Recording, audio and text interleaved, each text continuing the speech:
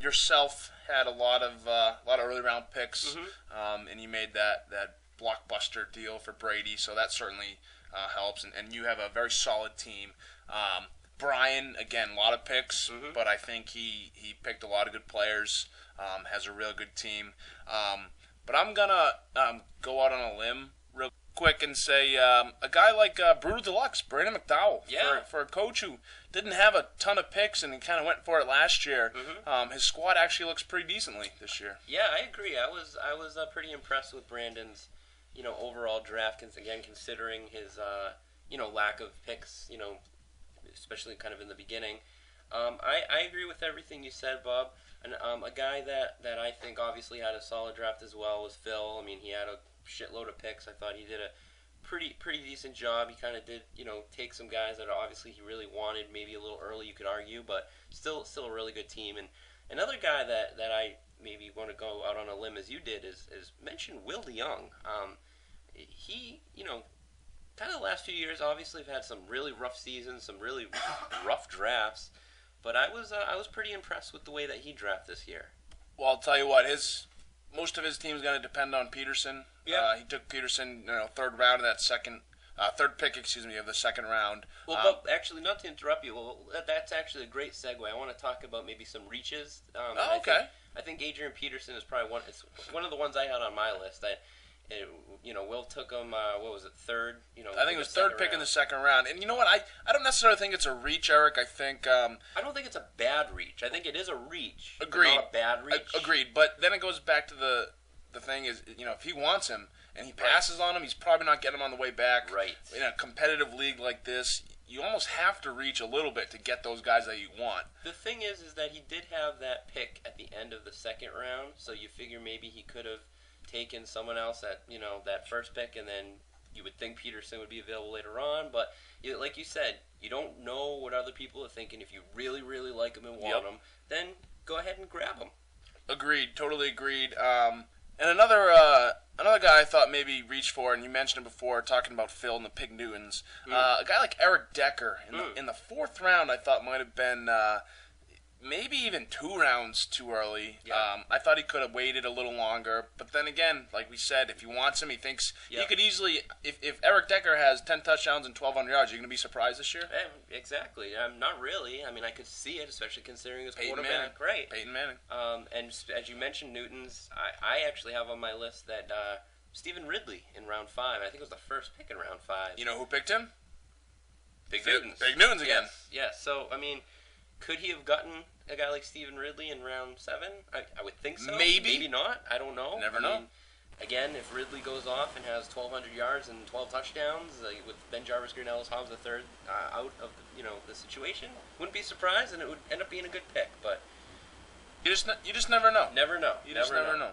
So we kind of talked about a lot of reaches. Maybe we can now talk about what we think is maybe some good, value picks where guys maybe got a really good player at around that, wasn't really where. Yeah, right. Okay. Value. Yeah. We're talking about value here. We're talking about value. And so, not necessarily the sleeper guys. Everyone has those sleeper guys they think they know, but just a guy that maybe you thought was going to be there around, or was going to be taken around earlier, and he fell a little bit.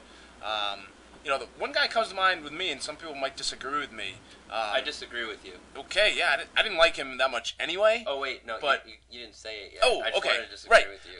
That makes it for good radio, I heard. Right. Yeah. And so I was watching Antonio Gates fall a little further than I thought he would. I have him on my list too, Bob. And he went in the 6th round, and so that's not necessarily, crazy. I think some of the experts had him projected in the possibly 4th, probably the 5th. Yep.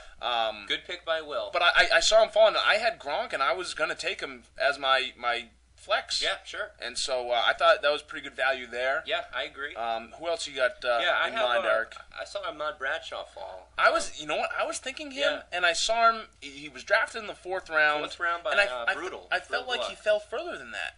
But it was the 4th round. I checked. Yeah. Well, I want to say around mid 4th. But round. I was thinking about taking him as well. That's another name that I was thinking. I wouldn't have been surprised if Ahmed Bradshaw went at like the end of the 2nd or the beginning of the 3rd. Some experts had him as that right around that turn on the 2nd, 3rd round there. Yeah. Obviously there's injury concerns and there's David Wilson behind him. But with Jacobs gone, you would think he's going to have a pretty solid year. Absolutely. Another guy that I wanted to say was actually one of your picks, Bub. Phillip Rivers in round 7. I thought that was a pretty good pick. I mean, last year he was a freaking keeper. You can't really go off of that. He wasn't a keeper. No, he was almost. He was gonna be a keeper. Sorry, but getting a guy like that in round 7. I mean, he could go for 5,000 yards and 35 touchands, and you wouldn't be surprised. A lot of people are down on Phillip Rivers, and he didn't have a great year last year, but the guy threw for 4,600 yards. Mm-hmm. Only I think it was 27 touchdowns. I think he can easily get back up to 32, 34. Sure. And with that 4,500 to 4,800 yards, I'm hoping he cuts back on the picks a little bit. That was more of that was who was available, and not necessarily that I targeted him. But I'm not upset with it. I like that pick. Yeah, I like it for you. And thanks. Quickly too. I thought Jonathan Stewart in round 10 to Hong Kong. I mean, he fell, and I thought that was a good pick. And then Jerry Cook, tight end, round 9 for the Amber Alerts. He was there. And was that his second pick or his third pick? That was his third pick. Okay. Yeah. It's a good pick though. It was a good pick. And now let's go ahead and Bub. Let's predict who we think maybe it's going to be a shot. Complete shot in the dark here. No, I got it. I have it. You got it. Okay. Draft pick of the year. John got it last year. Was around 10 or 11 pick with Roger Gronkowski. No one really saw that really coming. If you had to pick, who would you pick? Who had the draft pick of the year? Well, I'm going to stay tight end here. Okay. A lot of experts like this guy. I like this guy. There's no, they have a solid number 1 receiver on this team. Mm-hmm. No number 2, really, ever since they cut ties with Jerome Weed Simpson. So I'm going to go with Jermaine Gresham. Oh. He's kind of a lightning bolt name so far this year. Round 11 to the Senators. The end of the round. Yeah. Round 11, yep. Yeah. So I think he could put up some solid numbers and be the draft pick of the year. Another good pick by the Senators, possibly. And so, what do you think, Eric? Who's your pick for draft pick of the year? Yeah, there's a few candidates in my mind. I really liked. I did like Solglow's pick of Andrew Luck in round 10. Who's to say that Peyton Hillis isn't gonna go nuts? I looked at him as well. Yeah. Looked at him as well. If Jamal Charles, goes down and Hillis is just a man and he turns into what he was a couple years ago, Yellow Peril picked him in round 7. Would the guards be back in the league if Hillis is the MVP, draft pick of the year? The guards will be back in the league when I can't think of anything, Bub. But no. I got you. Yeah. I can kind of feel that vibe. Could you feel the anger? Yeah, no, I could get it. Okay. Even though you didn't make a good analogy. I couldn't think of an analogy. I kind of got it. I got it. Shit. So I hope they got it too. Okay. Well, they're not listening. They never listen. Ever. Listen. I'm going to go, Bub, with actually one of your picks. Wow. Yeah. I'm a guy who, I don't know why, but for some reason I really enjoy those running quarterbacks. And you did have Michael Vick last year. I had Michael Vick. I've been known to have Steve Air McNair.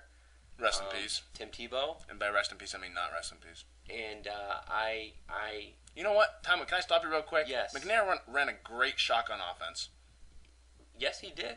And he led the Scoopers to Dynasty Bowl 1, where I lost to P.J. DeFagowitz.